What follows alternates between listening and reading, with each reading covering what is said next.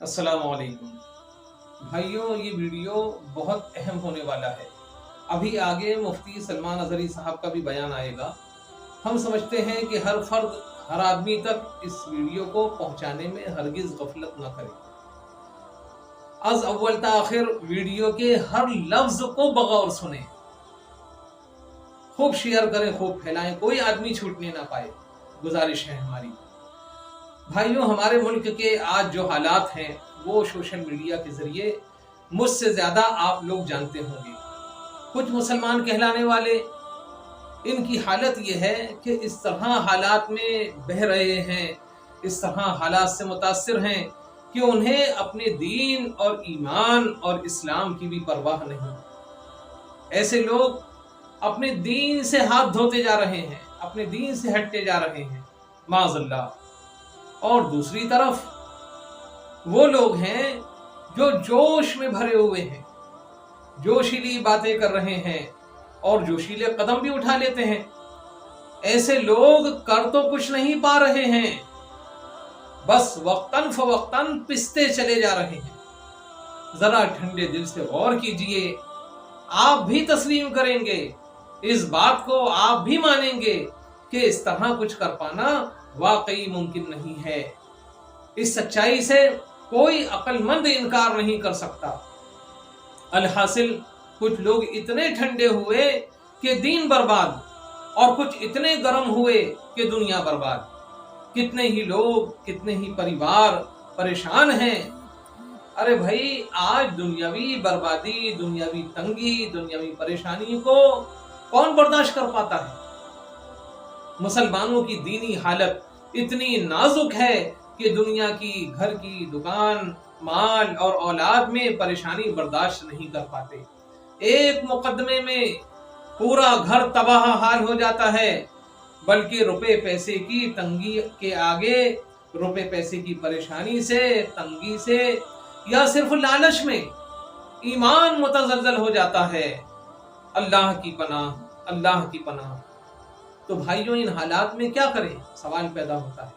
आइए हम अल्लाह की सच्ची किताब और उसके नबी रहमत सल्लल्लाहु तआला अलैहि वसल्लम की हदीस से सवाल अर्ज करते हैं कि अल्लाह और रसूल के सच्चे कलाम, तू हमारी रहनुमाई फरमा कि इस बेएतदाली का, बेहद नरमी और बेमौका गर्मी और जोश, जो बेमौका गर्मी और जोशे बेमाना की आफत से बचने का नुस्खा क्या है, क्या तरीका है? तो जवाब मिलता है सूरह आले इमरान आयत नंबर 28 में। अल्लाह पाक इरशाद फरमाता है, इल्ला अन तत्तकू मिनहुम तुका। कुरान पाक की तफसीर खजाइनुल इरफान में है, अगर जान माल का खौफ हो तो ऐसे वक्त में सिर्फ जाहिरी बर्ताव जायज है।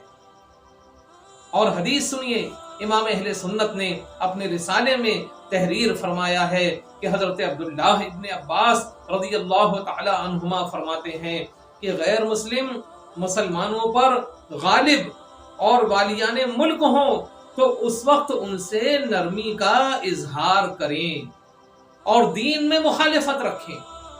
फिर से सुनिए, गैर मुस्लिम मुसलमानों पर गालिब हों और वालियाने मुल्क हों, बादशाह हो, हाकिम हो, तो उस वक्त उनसे नरमी का इजहार करना चाहिए और दीन में मुखालिफत रखना चाहिए।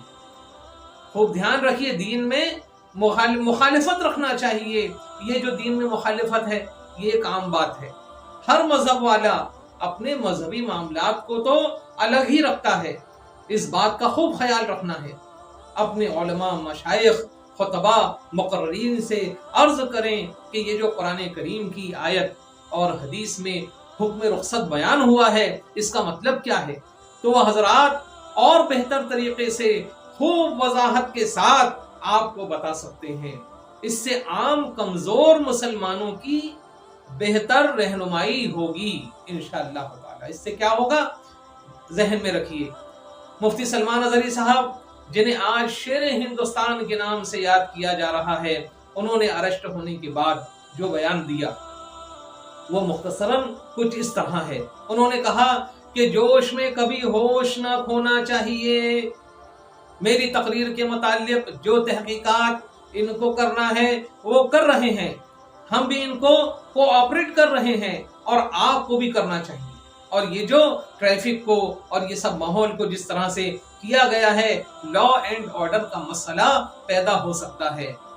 آپ اگر مجھ سے محبت کرتے ہو، ہاتھ اٹھا کر بتاؤ محبت کرتے ہو تو یہ روڈ خالی کر دو، بس پولیس کے لیے مسئلہ نہ ہونے پائے۔ یہ سلمان اظہری صاحب کا بیان ہے، وائرل ہے۔ اور اویسی صاحب کی پارٹی کے نیتا وارث پٹھان صاحب نے شیر ہندوستان سے ملاقات کے بعد میڈیا کے سامنے جو بیان دیا وہ مختصراً کچھ اس طرح ہے۔ بقول وارث پٹھان انہوں نے کہا، کس نے؟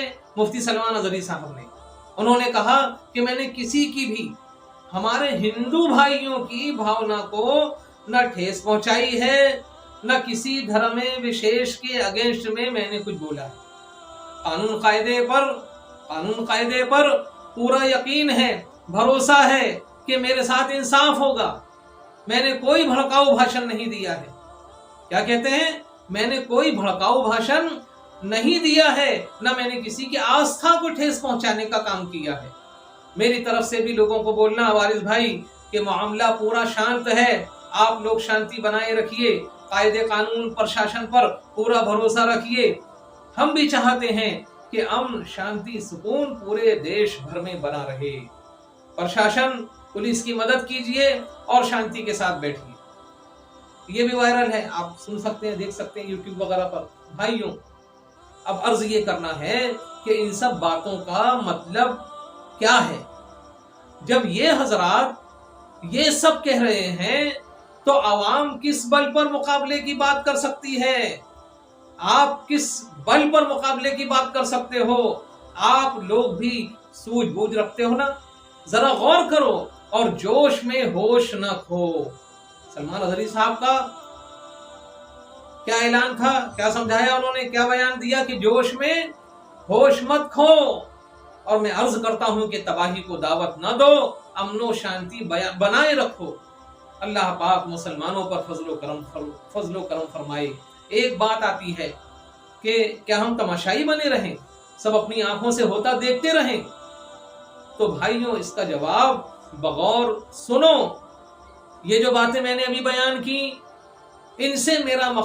ان باتوں سے میرا مقصد یہ نہیں ہے کہ آپ ہاتھ پر ہاتھ رکھ کر بیٹھ جاؤ، بلکہ حتی المقدور کوشش کرو۔ آپ کے پاس کیا بچا ہے؟ صرف اخلاق کی طاقت بچی ہے، اس کا استعمال کرو۔ دینی دائرے میں رہتے ہوئے اپنی اخلاقی طاقت کو بروئے کار لاؤ اور حکومت سے اپنی جائز مطالبات قانونی طریقے سے منواؤ۔